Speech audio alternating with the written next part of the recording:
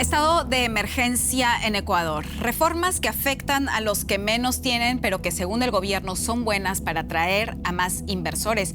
Ahora el gobierno conjuró una huelga nacional de transportistas contra el encarecimiento de los combustibles. A pesar del estado de excepción, no logró contener las protestas. Masas de campesinos llegaron a la capital y tomaron la Asamblea Nacional. Cauteloso, el presidente trasladó la capital de Quito a Guayaquil y sin pruebas afirmó que las manifestaciones están siendo instrumentalizadas. Pero las medidas que quiere imponer atizan los ánimos y una salida política parece lejana. Ecuador en crisis, reformas tóxicas.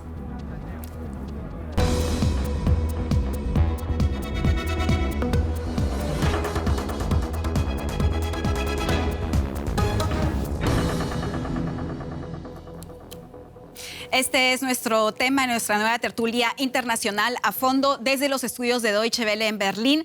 Bienvenidos, mi nombre es Carolina Chimoy y estos son mis invitados. Está conmigo Jimena Zapata, candidata al doctorado en el think tank alemán GIGA en estudios de América Latina. Jimena opina, el Ecuador se debate entre la implementación dura y pura de medidas neoliberales y equilibrar las relaciones de poder.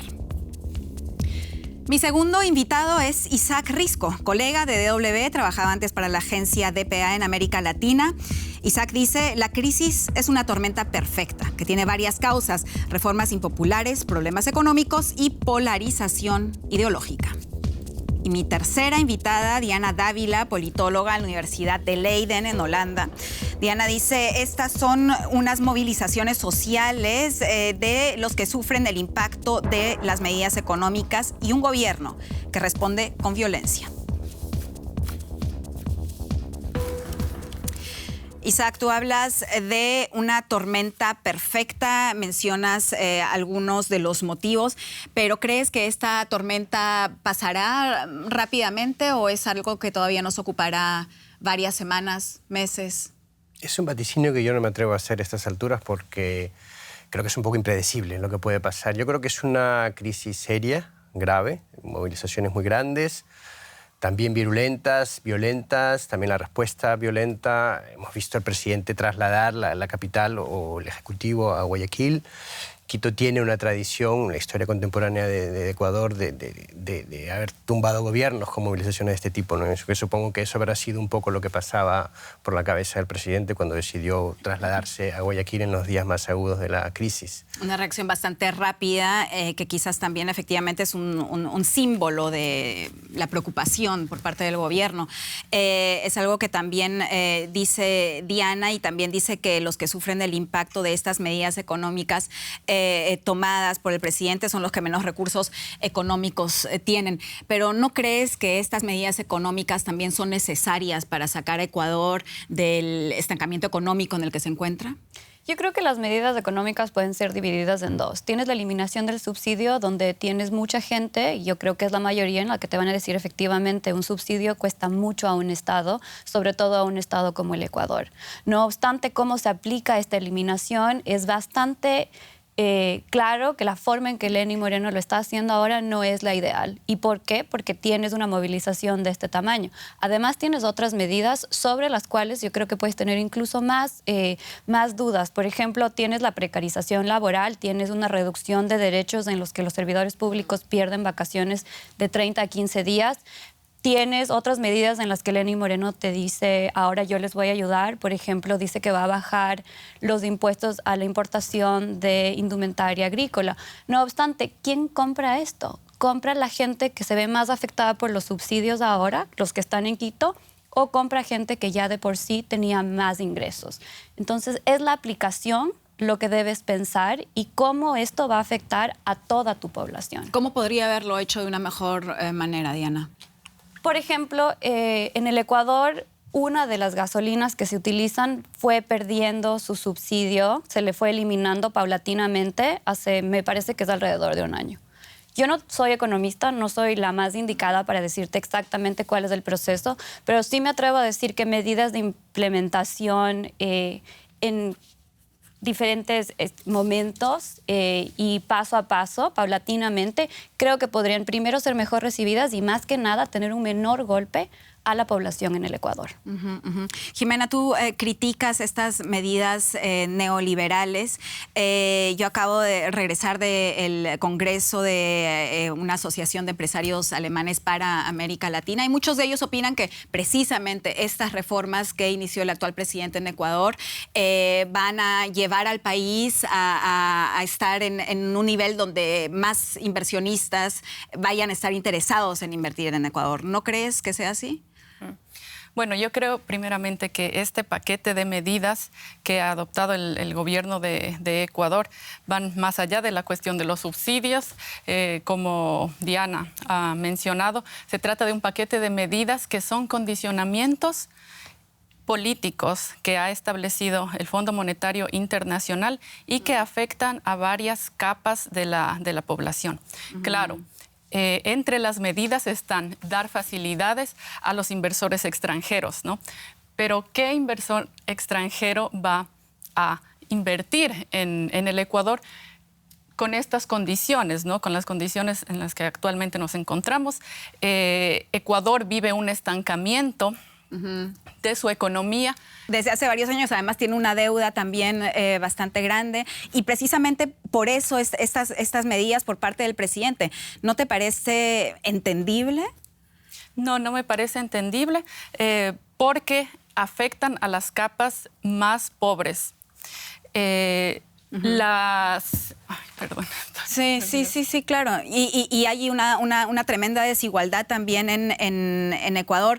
Isaac, ¿tú crees que la desigualdad más bien se vaya a crecer y realmente los más pobres salgan afectados de estas reformas de Moreno? Yo oí ahora a Jimena hablar del rol del FMI y creo ver una crítica ahí. Yo creo que el FMI, yo creo que macroeconómicamente no tengo duda, tampoco soy economista, no tengo duda de que las medidas macroeconómicamente tengan un objetivo claro y posiblemente impulsen reformas estructurales que a largo plazo van a hacer bien a la economía, ¿no? Pero creo que el FMI tiene que plantearse, el gobierno de Ecuador, si de verdad están haciendo las cosas bien, si hay capas de la población tan afectadas y si tienen ese tipo de efecto, ¿no? Movilizaciones de indígenas que son las personas que dependen de estos subsidios, ¿no? Ahora tenemos también el caso de Argentina, me venía a la mente por el FMI, que la receta del FMI no está funcionando. El FMI tiene una historia en América Latina de fracasos con sus recetas. ¿Quiénes son entonces los que se económicas. benefician de estas reformas? Yo creo que son reformas a largo plazo, son reformas que sí, posiblemente traerán inversionistas, pero siempre golpea. Esto antes se lo solía llamar la política neoliberal, ¿no? Es una etiqueta que está un poco desgastada porque está muy ideologizada, pero bueno, las recetas neoliberales tienen la característica de que sí, tienen recetas de shock que a largo plazo, a mediano incluso, dan resultados, pero el shock es el que golpea a las personas más pobres, a las personas más necesitadas, ¿no? ¿Quién se va a beneficiar? Pues el sector empresarial, supongo, la gente que va a empezar a mediano plazo, a largo plazo, a poder invertir, a poder producir, ¿no? ¿Está gobernando entonces, Diana, Moreno para el sector empresarial? Yo no estoy segura si es que está gobernando para el sector empresarial. Lo que sí puedo estar segura es que él no está gobernando para el corto plazo de la población pobre. Mira esto, sube la gasolina, sube el diésel, suben los pasajes. Es decir, que una familia de 4 con 2 niños tienen que pagar un costo más elevado para movilización. ¿Cuál es la oferta del gobierno? No vamos a invertir este dinero en pagar la gasolina, en los subsidios, vamos a invertirlo en hacer una nueva escuela.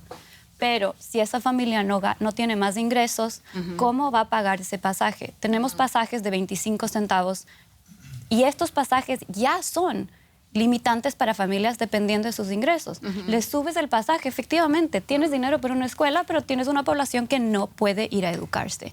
Entonces, no está gobernando para ellos. Puede ser que esté gobernando a futuro, pero ¿qué futuro? Claro. ¿Para quién?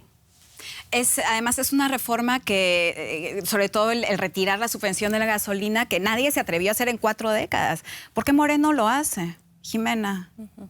Sí, esa es una de las principales medidas, ¿no? La eliminación de subsidios no es, cabe recalcar, una medida heredada por el anterior gobierno, es la eliminación de subsidios. que por 40 años no se lo ha hecho, no lo tomaría yo como una medida que él se atrevió a hacer por tomar las riendas del país. Esa no es la forma de eliminar los subsidios.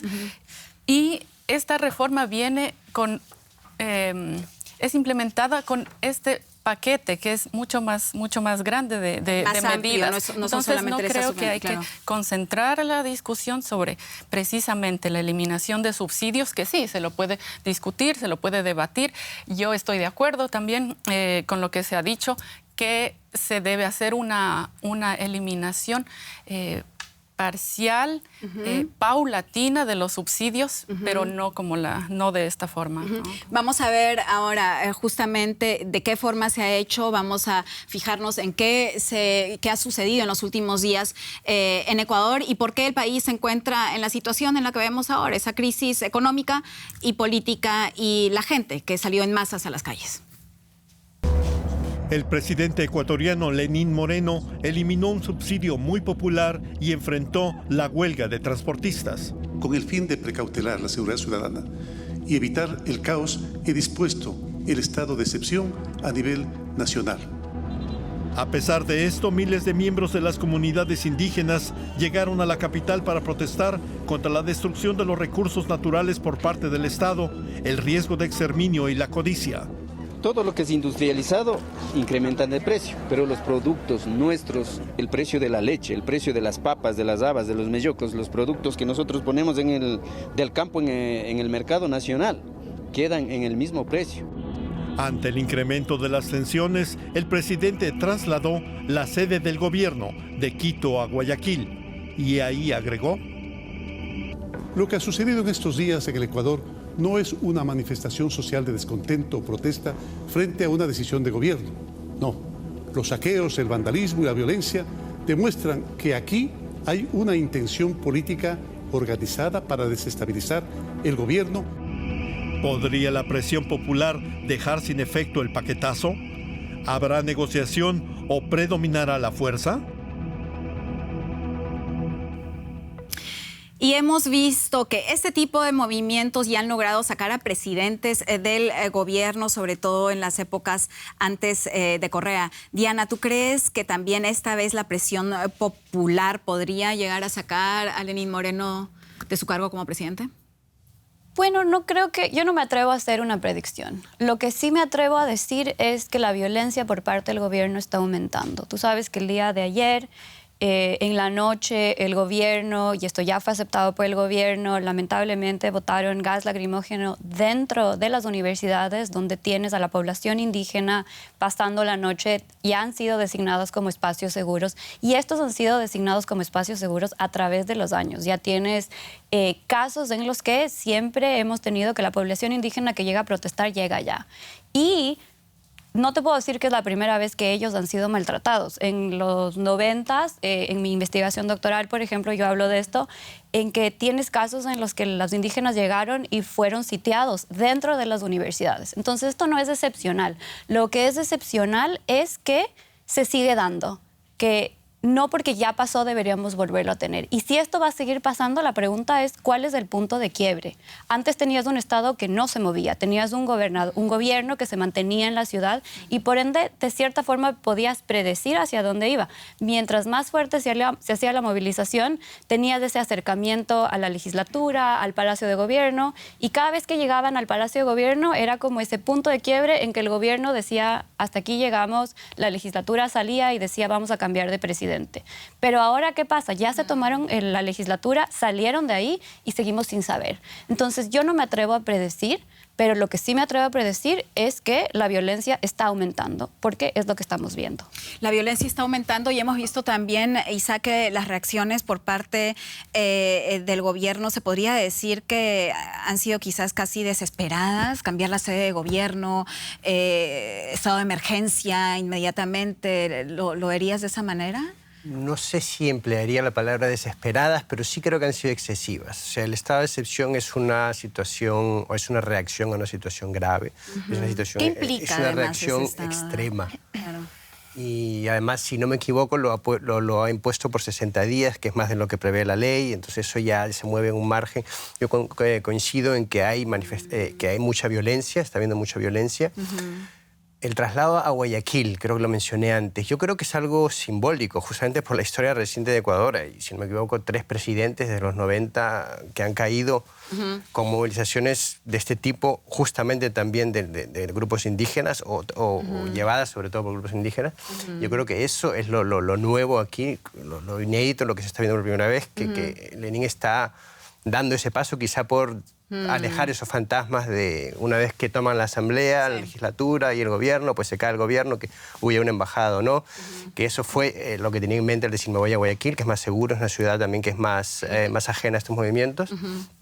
Por otro lado, creo que es una muestra de debilidad, ¿no? Es decir, abandono la capital porque se está poniendo todo demasiado candente ahí. Sí. Entonces, creo que ha sido el cálculo, es un cálculo seguro, atrevido, como creo que está haciendo la política de Lenín Moreno, en general atrevida. Sí, y otra de las reacciones quizás atrevidas, y si me permites también tomar esa palabra para este tipo de reacciones, que diga que estos movimientos también hayan sido generados y motivados por el extranjero. ¿Cómo ves esa declaración por parte del presidente, Jimena? Sí, la declaración de Moreno, específicamente atribuyendo lo que está pasando en Ecuador al correísmo, incluso a Maduro. Yo creo que realmente es una posición muy desesperada del gobierno. Trata de culpar lo que está pasando en Ecuador a cuestiones externas que yo creo no tienen que ver con lo que está pasando en Ecuador. Yo creo que por un lado estas declaraciones muestran una sobreestimación del papel, del rol del correísmo en el Ecuador, que yo siento que está debilitado, pero también una minimización del rol histórico que han jugado los movimientos sociales, principalmente los movimientos indígenas. Y claro, vamos a ver cómo reacciona, porque hoy en la mañana tuvimos una entrevista con Rafael Correa y le preguntamos qué opina él, cómo reacciona él ante estas acusaciones por parte de Moreno. Veamos qué nos respondió. Esas son las tonterías que siempre dice, ya nadie le cree, nadie le puede creer, ya es algo demencial, ¿no? Entonces, no perdamos el tiempo en esas cosas. Que siga negando la realidad. Lo que pasa es que está destruyendo a la patria, lo que pasa es que está matando gente.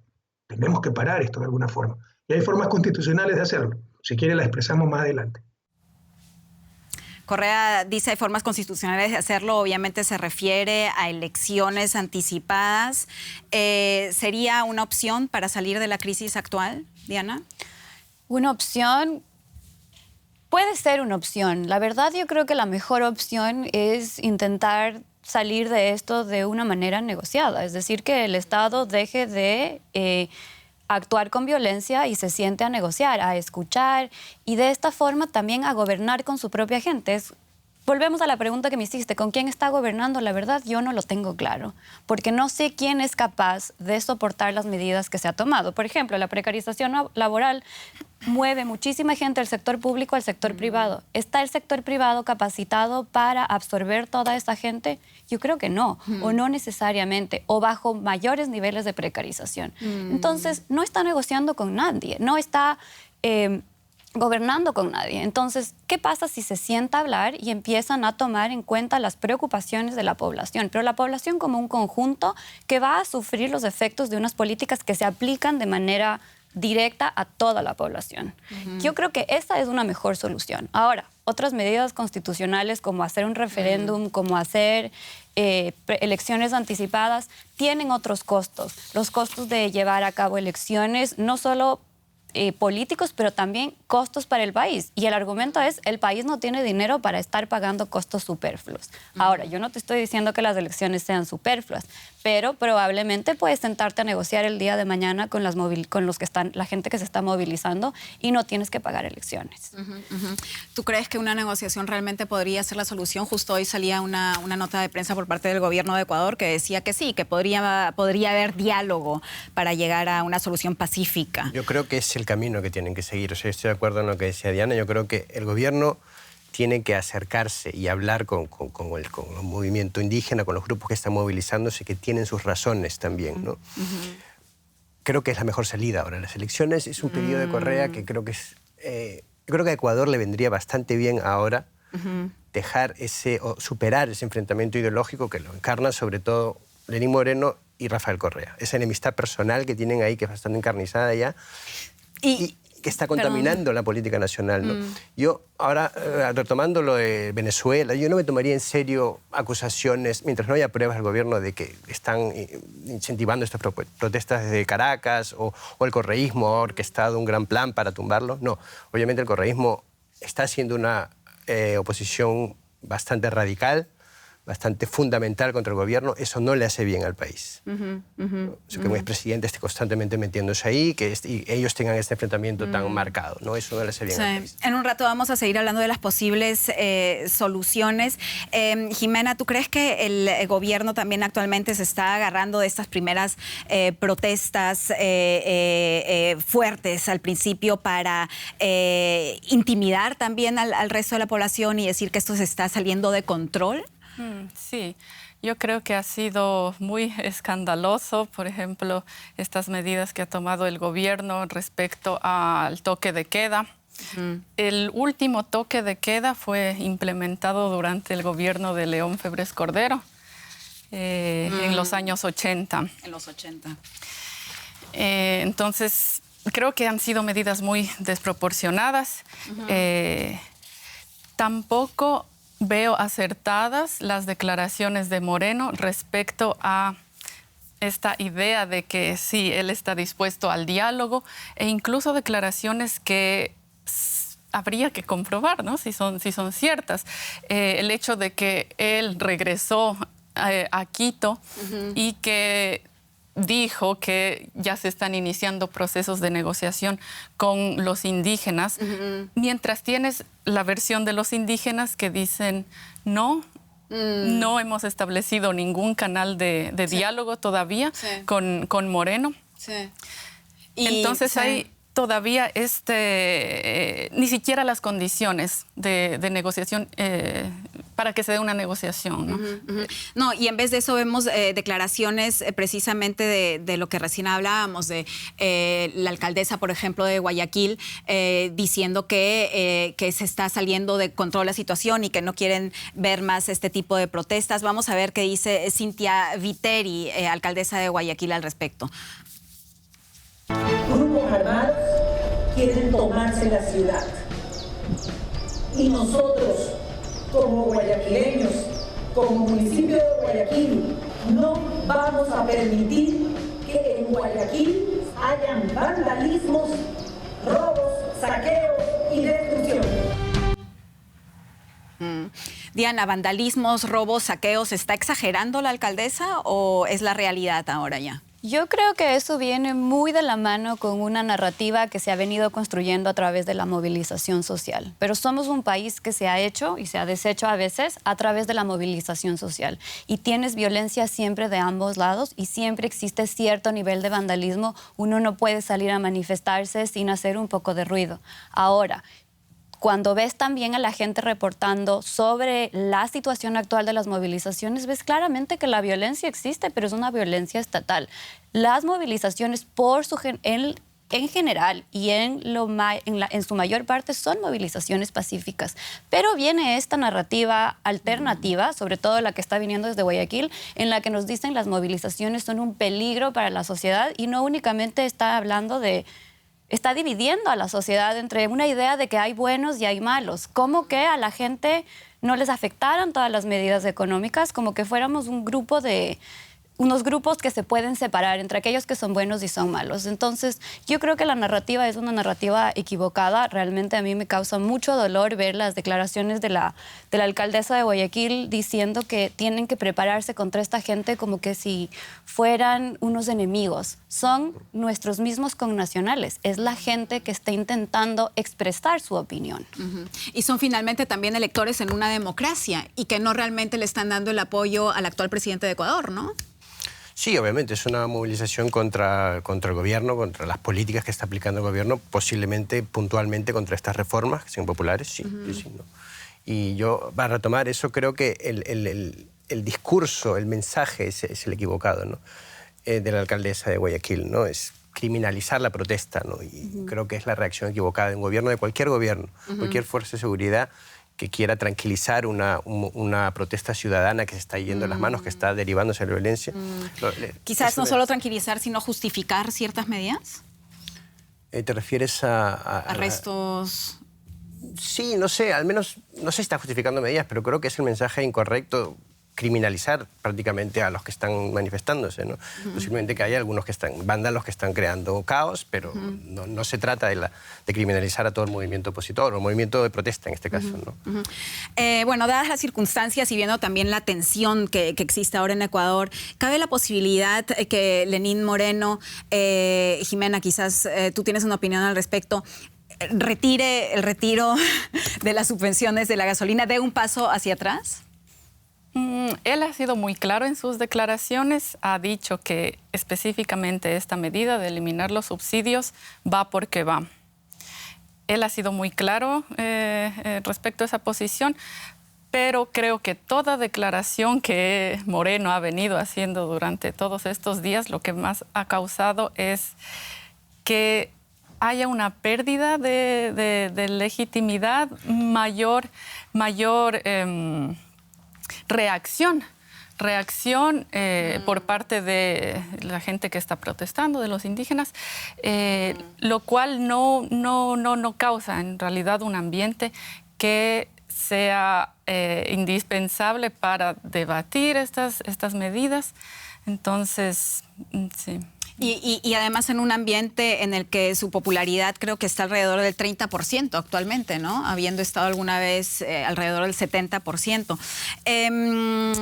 Isaac, tú decías que nuevas elecciones no las ves, las descartas de elecciones adelantadas. ¿Tú verías un retroceso en su política a diferencia de Jimena, que no realmente lo ve? Sí, yo creo que no es momento de convocar nuevas elecciones. No creo que es un interés político del correísmo, sí, pero no es momento. Creo que lo mejor es, en general, que los gobiernos acaben sus periodos, ¿no? Y creo que esta crisis todavía se puede solucionar a través del diálogo. Yo creo que, no sé si retirar las políticas, que al menos hacerlas más sociales. Yo creo que es bueno para la política oír a los ciudadanos. Y tampoco es necesariamente una señal de debilidad que un político diga, es verdad, es excesivo esto, es verdad, me equivoqué, vamos a hablar y vamos a suavizar eso. Creo que se mencionó aquí la posibilidad de hacer el subsidio, la retirada del subsidio paulatino, ¿no? Sí, yo creo que hay muchas recetas intermedias que se pueden poner. Yo creo que debe primar eso, ¿no? Yo creo que no solo Lenín Moreno, sino ningún presidente, ningún político hace bien en encerrarse en una posición y decir, entiendo que para un diálogo siempre uno llega con sus posiciones fijas, dice yo no quiero hacer esto, pero yo creo que en el proceso del diálogo lo normal es que uno ceda también y busque compromisos. Yo creo que esa es la mejor salida ahora a esta crisis, ¿no? Y quizá también que el correísmo y que estos dejen de torpedear tanto quizás las políticas del gobierno, ¿no? Con intereses políticos que van más allá de los subsidios y de los reclamos. ¿Que el correísmo deje de torpedear? Sí, o sea, yo creo que lo hablábamos antes, ¿no? Yo no dudo en que Venezuela, y hablando ya en el marco más regional de la política y de la ideología regional, que Venezuela y que Correa tengan interés en que el gobierno de Lenín caiga. No creo que haya un plan orquestado, porque tampoco son tan eficaces, ¿no? Para tumbar al gobierno, hacer un golpe de Estado, como dice el gobierno, ¿no? Pero obviamente...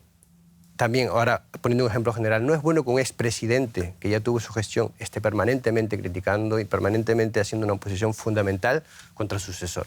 No solo que Sobre todo alguien que fue su vicepresidente. Sí, bueno, obviamente tienen una historia personal ellos ahí, que se ha visto también en otros sitios, ¿no? Pero una posición fundamental, partiendo del mismo partido político, ¿no? No es bueno para la política ver ese tipo de enfrentamiento tan radical, ¿no? Vamos a ver un pequeño informe ahora sobre las posibles soluciones que se plantean para la situación actual en Ecuador. Adelante, por favor. Ante la crisis de deuda del Estado, Moreno debe implementar medidas como parte de un plan de austeridad impuesto por el Fondo Monetario Internacional que tienen por objeto reducir la deuda. Y si las movilizaciones fuesen una expresión de descontento ante los males sociales endémicos del país, ¿qué opciones tiene el gobierno para manejar los ajustes, cuya impopularidad aumentan las protestas que podrían salir del control de sus dirigentes? No se me pida que cambie de opinión con respecto a la eliminación de un subsidio que es nocivo para la economía ecuatoriana. Aproximadamente 60.000 millones de dólares ha perdido el pueblo ecuatoriano, 60.000 millones de dólares por los subsidios durante estos años. A pesar de eso, ¿el gobierno aún tiene margen para negociar? ¿Y qué? ¿Con quiénes? Viéndose acorralado, ¿el Estado emplearía la violencia para imponer las medidas? Y a lo que se refieren ahí en el informe es a posibles elecciones adelantadas. Correa ya dijo que se presentaría. ¿Realmente tendría una opción de ser elegido como presidente? Bueno, pues la verdad no lo tengo claro, porque como Jimena muy bien dijo, igualar la movilización social a un apoyo a Correa es absolutamente equivocado. No podemos dejar de lado toda la organización que tiene el movimiento indígena y este movimiento indígena que está dividido internamente, indudablemente, pero también que tiene apoyos de otros organismos sociales. Y cuando te pones a ver quién está ayudando a los indígenas en la ciudad de Quito, ves una actividad a través de estas organizaciones de base grande. Y estas organizaciones de base, bajo ningún concepto, o al menos no todas, están conectadas con Correa. Entonces, ¿no reclaman muchos de ellos a Correa también? ¿Reclaman en qué sentido? Que vuelva, sí. que lo necesitan, pues la verdad tendríamos que ir a las calles a escucharlos. Pero sí, es posible que sea Correa candidato. Me parece que legalmente no puede ser Correa candidato a presidente otra vez, ¿no? O sea, no podría ser, es correcto, pero bueno, a partir de vicepresidente sí, o sea, ser parte de un gobierno, sí, exacto. O sea, sí. Sí, hay que recalcar, yo creo, algo importante. La CONAIE, que es la principal organización de indígenas, ha sido muy clara respecto a su posición. Ellos se desenmarcan totalmente del correísmo. También no aceptan que se libere a Glass, por ejemplo. Ellos han sido muy claros en su posición, a pesar de que ha habido fake news, ¿no? Y decían que sí, que la CONAIE o que cierto dirigente de la CONAIE públicamente había dicho que apoya la liberación de Glass, cuando no es así. Sí. Ellos han sido muy claros al respecto. ¿Qué pide entonces la CONAIE? ¿Qué necesita la CONAIE para estar de acuerdo con reformas que quizás se hagan paulatinamente? Bueno, ellos están pidiendo que se retire el decreto en absoluto. Entonces, si quieres, tenemos dos extremos en las movilizaciones. Tenemos al presidente que dice, no me voy a echar para atrás, y tienes a la movilización y a los voceros de las comunidades indígenas diciendo, queremos que te eches para atrás. ¿Y si no llega a haber un diálogo, en qué puede terminar eso? Yo creo que en más violencia. Sí. Bueno, en violencia, si nos ponemos en el peor escenario posible, pues en la salida del gobierno, como ocurrió con Bucarán, o como ocurrió con Maguad, ¿no? Podría llegar a eso, no es descartable. Ecuador tiene esa historia. Algo que cambió a partir de Correa es justamente la estabilidad política, ¿no? Justo tuvo una década ahí de mucha inestabilidad política, y eso no es bueno, no sería bueno para el país que vuelva esa inestabilidad política, que gobiernos se caigan permanentemente, ¿no? A cada rato, ¿no? Sí, yo creo que sería el peor escenario posible, ¿no?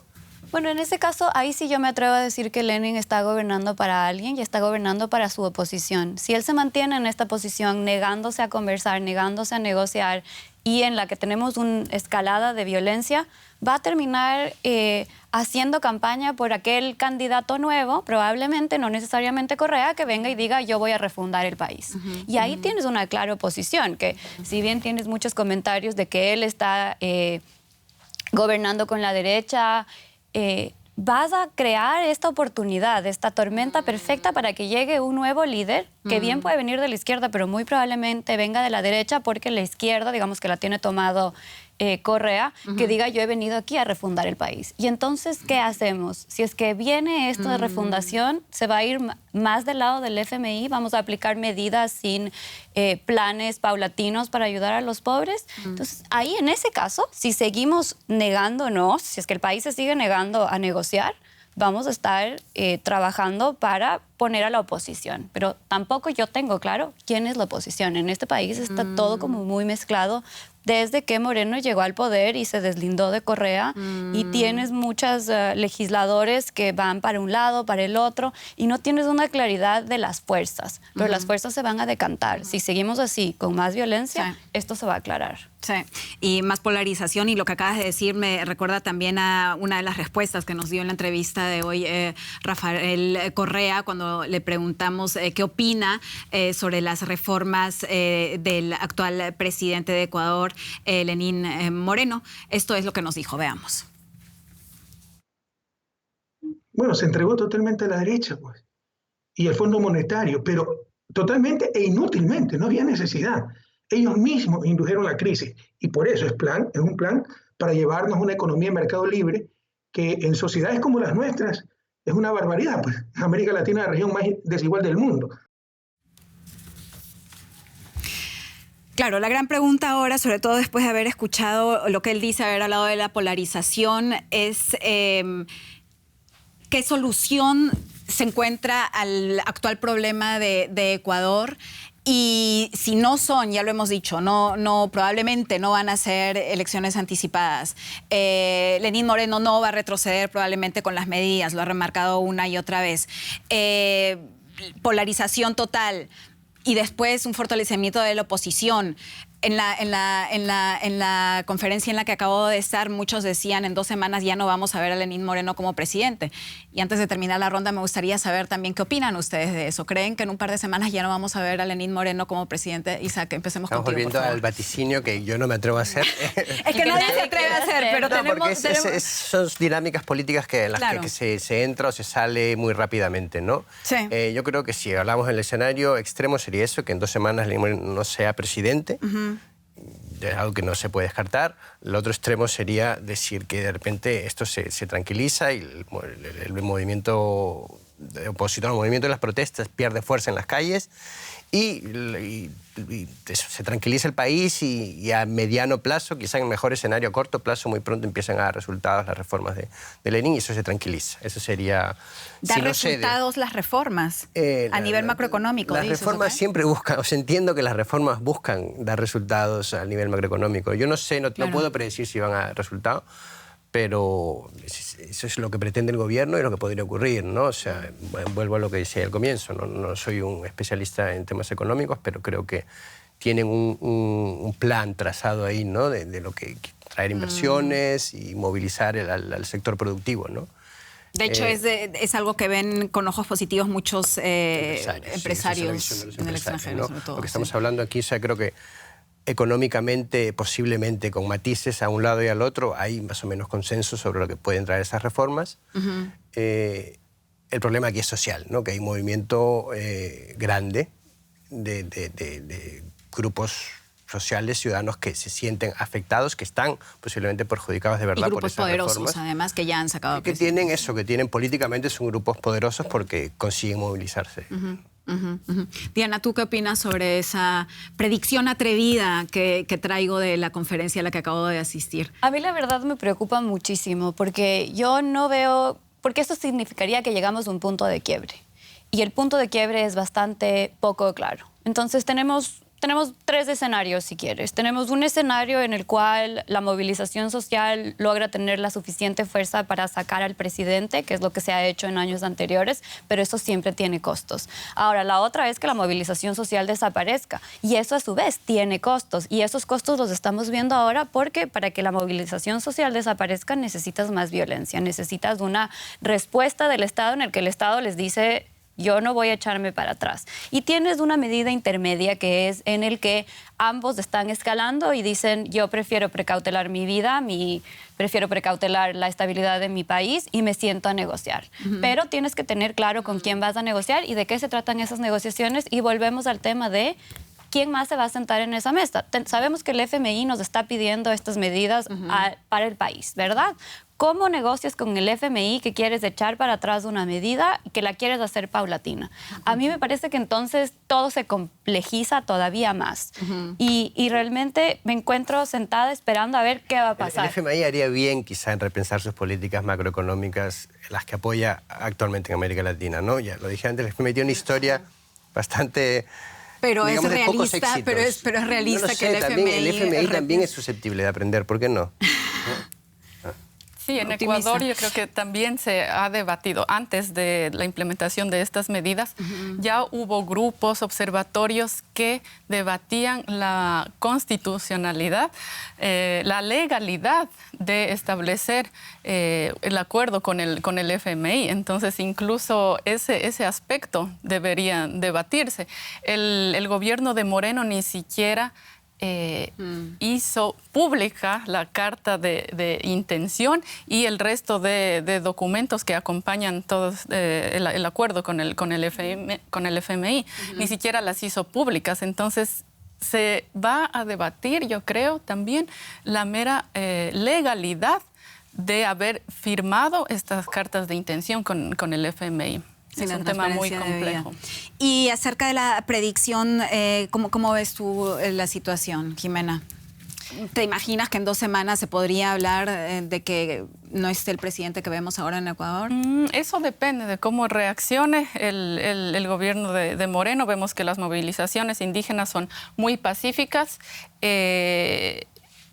pero el gobierno creo que en este punto debe sincerarse también, reconocer que ha habido represión. Eso yo creo que es lo que espera la ciudadanía en general, y veamos si el gobierno realmente lo hace. Vamos a estar muy pendientes de ese tema de Ecuador. Vamos a ver qué pasa allá. La situación está tensa definitivamente. La crisis acaba de empezar hace un par de días de esta manera tan aguda como lo hemos estado viendo. Escríbanos su opinión a nuestro correo afondo@dw.com. Yo soy Carolina Chimoy y fue un gusto tenerlos a ustedes conmigo y a ustedes mirándonos. Hasta luego.